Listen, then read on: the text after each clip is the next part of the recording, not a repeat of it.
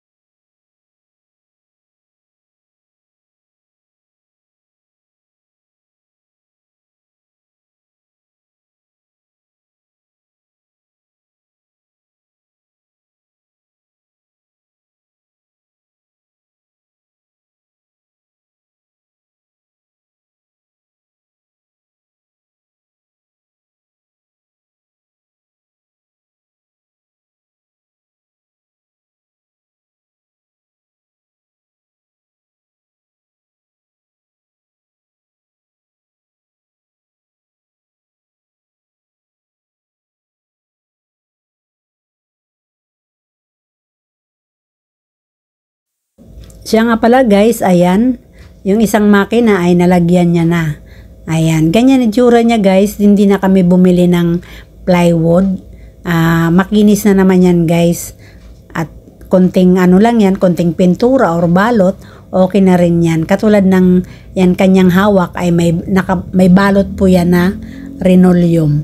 Ayan guys, dalawa po ang kanyang ginagawa. Yung isa ay gawa na, tapos na. Ayan na lang yung isa na huli.